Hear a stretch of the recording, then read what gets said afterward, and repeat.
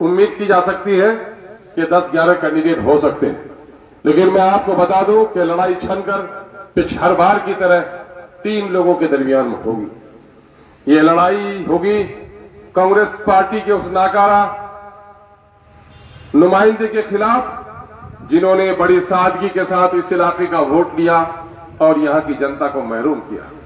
Congress party, जिसको कुछ नादान आज भी खानदानी पार्टी कहते हैं, हर चंद के अल्हम्दुलिल्लाह बूढ़ों और बुजुर्गों की बड़ी जमात अब होश में आ गई है। उन्होंने अपने पुराने दस्तावेज देखे, कागजात के, कहीं भी उनके बाप दादा के नाम में गांधी और नेहरू या कांग्रेस लिखा हुआ नहीं है। कहीं यूसुफ लिखा हुआ, कहीं इब्राहिम लिखा हुआ है। अल्हम्दुलिल्लाह उन्होंने भी अपने जवान बेटे के मशवरे पर अमल करना शुरू कर दिया है।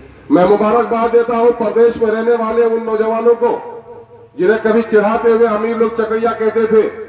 मैं उन्हें खुदाई फौज कहता हूं। ये फरिश्ता सिफत, ये नौजवान जो घरों को छोड़कर आज दिल्ली और पंजाब और हरियाणा गए, आज उन्हीं की बदौलत उनकी बहनों के हाथों में मेहंदियां लग रही हैं। बाप का कफन और माँ की दवाई के पैसे उसी के बरहूने मिन्नत है। आज वो वहां से सिर्फ पैसा नहीं भेजता है, बल्कि ये हिदायत भी भेजता है। अभी मुझे दिल्ली जाने का इत्तेफाक हुआ, हैदराबाद गया तो वहां भी अपने मजदूर साथियों से मिला। अभी पिछले दिनों में बम्बई, महाराष्ट्र के मुख्तलिफ शहरों में और फिर गुजरात और गुजरात के मुख्तलिफ शहरों में, अहमदाबाद में, सूरत है, तो यकीन है कि मुझे कोई खौफ अगर हो तो मुझे सहारे के तौर पर एक शख्स नजर आता है जिसका नाम बैरिस्टर असदुद्दीन अवैसी है। इसलिए अपना एक एक वोट अगर किसी को देना तो बैरिस्टर असदुद्दीन अवैसी को देना। बूढ़ों ने गवाही भी दी कि हाँ, मैं तो पहले नहीं सोच रहा था, मेरा बेटा दिल्ली से कहा है, बॉम्बे से कहा है, अपनी तारीख को याद करो। दस्तूर हिंद के नफाज के बाद SC/ST में मुसलमान भी शामिल थे, लेकिन दस्तूर का नफाज होता है 26 जनवरी को और 10 अगस्त को एक सर्कुलर जारी करती है कांग्रेस और कह देती है कि मुसलमान का धोबी पिछड़ा होगा और गैर मुसलमान जो धोबी होगा शेड्यूल कास्ट होगा। मुसलमानों की महरूमी का आगाज वहीं से शुरू किया इन बेईमानों ने। और फिर क्या किया, ये सारा हिंदू और मुसलमान मिलजुल कर रहते थे, लेकिन सत्ता के शौक ने वो शैतानी काम कराया कांग्रेस से कि बाबरी मस्जिद को इसने फितने का मरकज बनाया और उसी पर वहां पर ताला तोड़कर मूर्ति बैठाने का काम किया। किसके जमाने में बाबरी मस्जिद में मूर्ति बैठाई गई? कहो, कांग्रेस के जमाने। ताला किसने तोड़ा? अगर कांग्रेस ने ताला न तोड़ा होता, मूर्ति न बैठाई होती, तो क्या वो हमारी मस्जिद आज टूट सकती थी? नहीं टूट सकती थी। मस्जिद के तोड़ने का सबब कौन बना? और मस्जिद को तोड़ा किसने? कांग्रेस। आज भाइयों ने तोड़ा। आज मस्जिद में ताला लगाने और मूर्ति बैठाने वाले लोगों के नुमाइंदे आपके सामने में हैं और मस्जिद तोड़कर मंदिर बनाकर झंडा लहराने वाले लोगों के मुनाफिक नुमाइंदे भी आपके सामने में। और एक तरफ आपका वो जिम्मेदार साथी खड़ा है जिसे बैरिस्टर असदुद्दीन अवैसी कहते हैं और जिनके बाजू में ताकत पहुंचाने के लिए अख्तरुल ईमान खड़ा है, जो मस्जिद में ताला लगाने और ताला तोड़ने वालों, मस्जिद में मूर्ति बैठाने वालों और मस्जिद को तोड़कर मंदिर बनाने वालों के खिलाफ। बेटा, आप लोग तो तीनों मुसलमान उम्मीदवार हैं, हम लोग किधर जाएंगे? बड़ा परेशान है। मैंने कहा चचा जान, आप परेशान मत होइए, आपका बेटा नुमाइंदगी का दावा पेश करता है। नुमाइंदे का काम यह है कि लोगों के मसाइल और लोगों के उलझनों की गुत्थियों को सुलझा दे। आप परेशान हैं, मैं परेशानी का हल पेश कर देता हूं।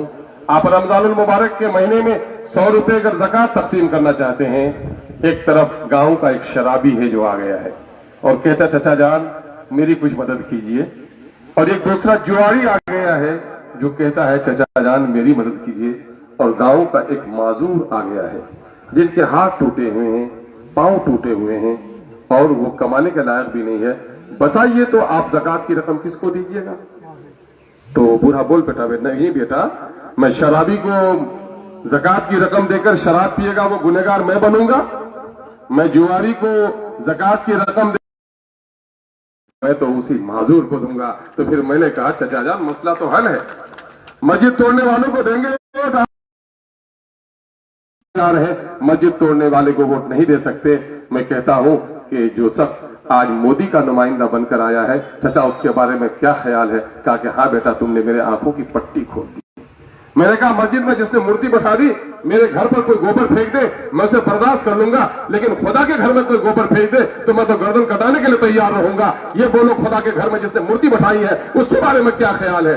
कहा हाँ बेटा, मजबूरी थी। कल तक गांव में एक ही क्वैक डॉक्टर था, मेरी दादी उसी के दवा से मर गई थी, लेकिन क्या करोगे, कोई दूसरा डॉक्टर न था, तो मां बीमार पड़ी थी तो मैंने उसी से दवा दिया था। कांग्रेस तो हमारी मजबूरी की पार्टी थी, अब मजबूरी की पार्टी नहीं रही है। जदयू ने खुशामद करके टिकट दिया, वजारत की पेशकश की, लेकिन जानो एक अख्तरुल ईमान है आपका भाई। 2014 आपको याद होगा, राजद से मैं एमएलए था और उस वक्त नीतीश कुमार बीजेपी के साथ मिलकर पे दर पे गलत फैसले ले रहा था। उस वक्त चंद लोग राजद के एमएलए ने मशवरा किया कि नीतीश कुमार को इस गलत फैसले से रोकना चाहिए, मुस्लिम अक़लियत और दलितों को नुकसान हो रहा है, बीजेपी से उनको अलग करना चाहिए। हम लोगों ने उसे बीजेपी से अलग किया, चंद लोग भाग गए फिर से राजद में, लेकिन मैंने अखलाकी तौर पर यह समझा कि नहीं, जब आदमी वचन दे तो पहाड़ टले, लेकिन जमा मर्दों की जबान नहीं टलनी चाहिए। मैं नहीं टलकर वापस जाऊंगा और मैंने उसका साथ दिया।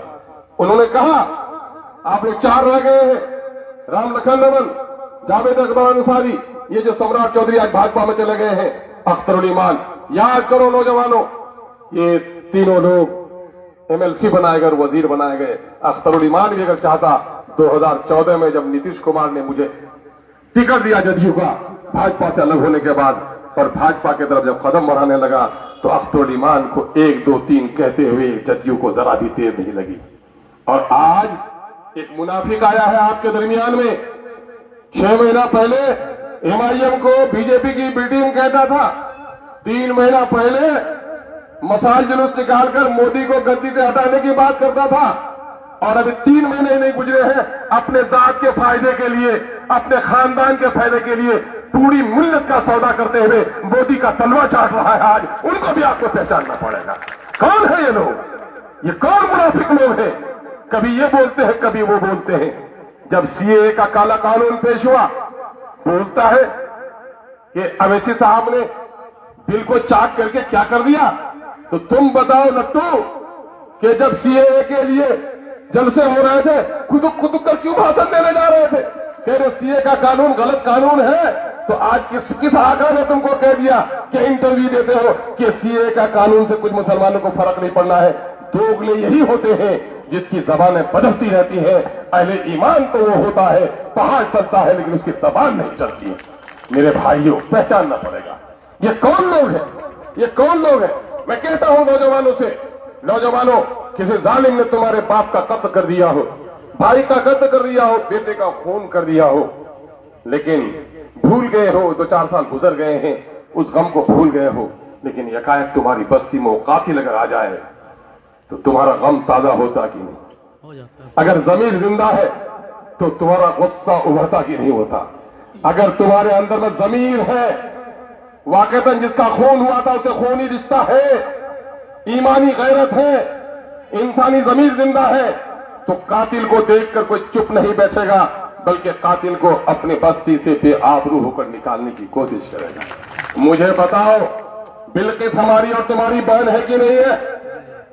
क्या बिल्किस की आबरू उनके बेटों के सामने में, उनके बच्चों के सामने में लूटी कि नहीं? बीजेपी वालों ने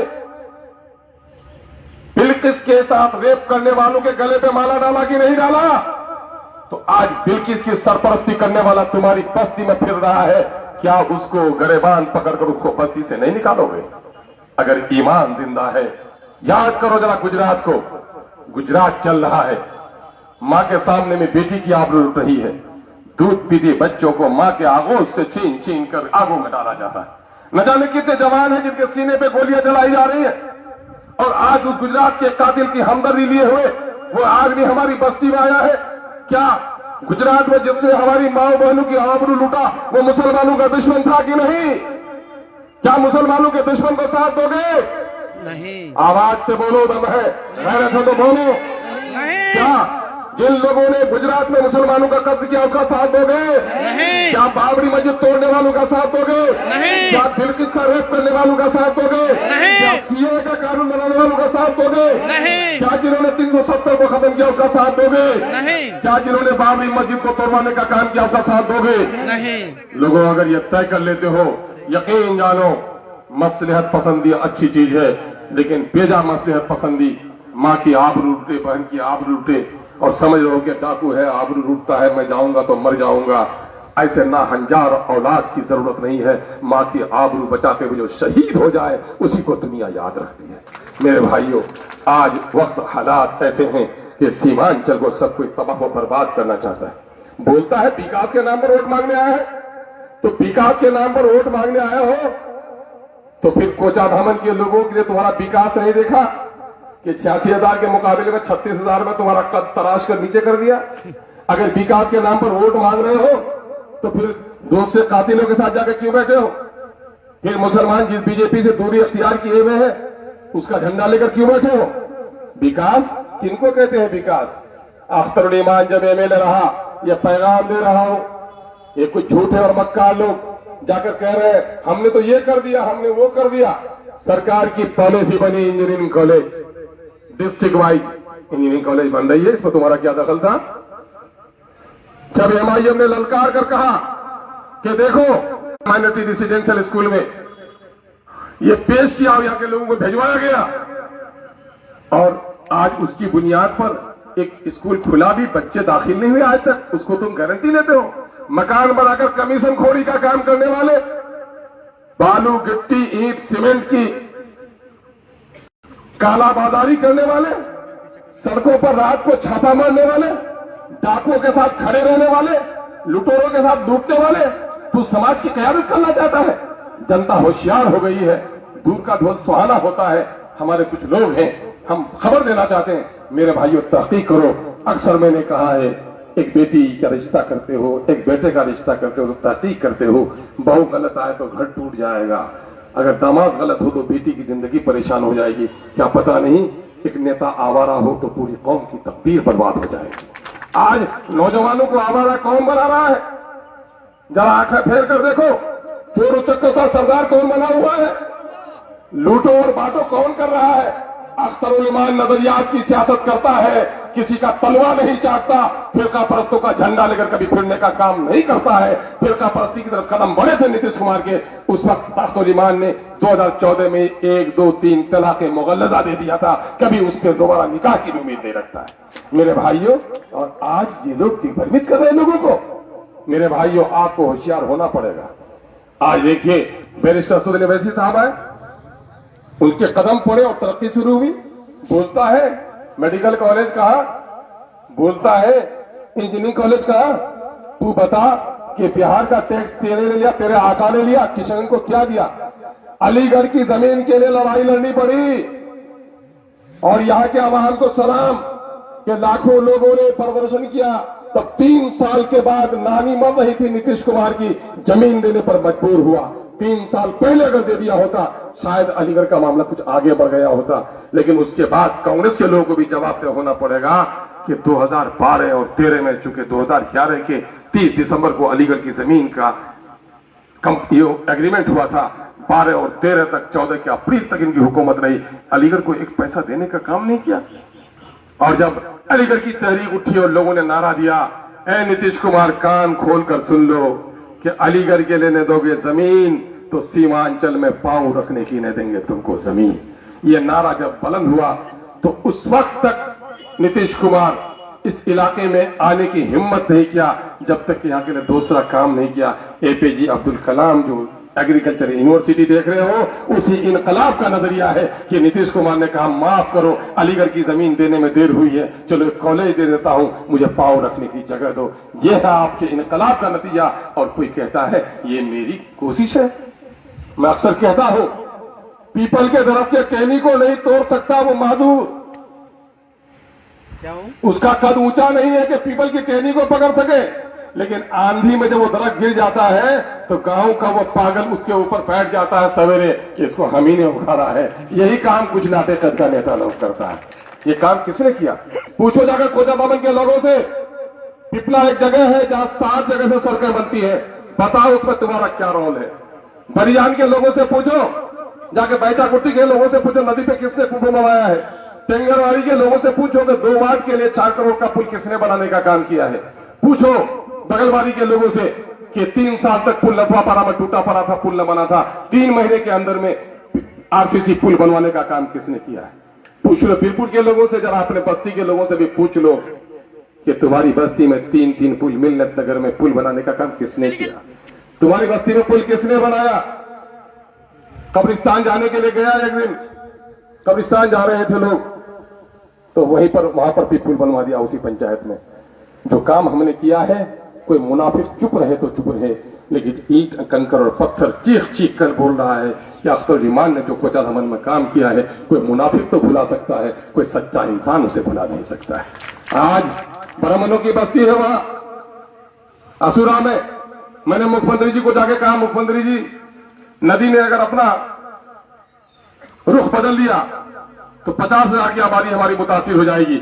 ब्राह्मण भाइयों की तरफ से मुझे आरोप है कि मियां एमएलए है, इसलिए तवज्जो नहीं देता है, यह काम करा दीजिए। मुख्यमंत्री ने चिट्ठी में लिख दिया, और आज जो असुरा में जो बांध बना है, लोग साल साल में जाकर अपना फोटो लेता है कि ताजमहल के आगे में फोटो लेंगे तो ताजमहल मेरे अब्बा जान का हो जाएगा। यह गलत फहीम मतलब है।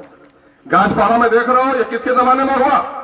ये सारे काम गिनो, लेकिन अपने भाई को मुबारकबाद दो कि आपने इनको इजाजत दी कि जाओ, तुमने अपने घर में चिराग जलाया है, अपने पड़ोस में जाके चिराग जलाओ। मैं सलाम करता हूं अमर पैसा के लोगों को कि उस वक्त जब मैं बेरारवी का मेरे सामने में कोई मंजिल नहीं थी, उन भाइयों ने मेरा बाजू पकड़ा और अपने यहां ले जाकर मुझे खड़ा किया। 1,88,000 वोट में 94,000 वोट देकर मेरी तारीखी फतेह से हमको हमकनार किया। और आज तो कभी सोचा नहीं था लोगों सपने में, आज मानंदा नदी में यही कानकी बरारों के नजदीक अभयपुर को जोड़ने वाली 1 किलोमीटर 113 मीटर 2 करोड़ 7 लाख की लागत से पुल बना है। विकास पुरुष कहने वाले, तुमको नहीं सुझा कि हम बना दें? ये काम तो करा नहीं सकते हो। सोशल मीडिया में कुछ लोगों को हमनवा बनाकर दलाली करके लोगों को दिग्भ्रमित करते हो। ये दिग्भ्रमण का काम नहीं चलेगा। मैं पूछता हूं बिहार की सरकार से, केंद्र की सरकार को प्रपोजल भेजने के लिए कहा कि यहां 200 एकड़ जमीन लगभग पाटकोई के पास है, एम्स के लिए प्रपोजल भेज दीजिए। बिहार की सरकार ये भी 20,000 नौकरी दी गई। कुनैया भाइयों की नौकरी होती है 12 लाख की 19,000, सिर्फ उनको 6,000 की नौकरी दी गई है। वहीं जिन लोगों ने सरकार से अपने आप को करीब किया, तो आज हमारे भूमिहार भाई की आबादी 37 लाख है, नौकरी में हिस्सेदारी 58,000 है, लेकिन 1,87,000 नौकरी उनको मिलती है। नीतीश कुमार ने कोयली कुर्मियों की 58,000 की जगह पर 1,17,000 नौकरी दिलाने का काम किया है। सीमांचल के मेरे भाइयों, मैं इन्हीं खतूत पर लड़ता हूं।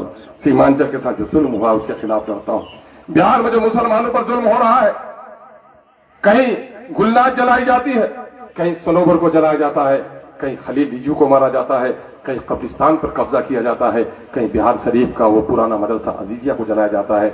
आप देख लीजिए असेंबली में किसी के मुंह में बोली नहीं है, क्योंकि अपने आका के सामने में गुलाम की हैसियत रखता है, लेकिन बैरिस्टर ससुद्दीन ने इसी गुलामी की जंजीर को तोड़कर अपनी पार्टी बनाई है, जिसकी वजह से अख्तर दीवान तमाम तर मामले की वकालत करता है। एक काम यहाँ के मसाइल का हल करना, दूसरा काम बिहार के मजलूम मुसलमान और दलितों की आवाज बनना, तीसरा एक बड़ा काम है मेरे भाइयों जो मैं कर रहा हूं। और इस वक्त दुश्मन की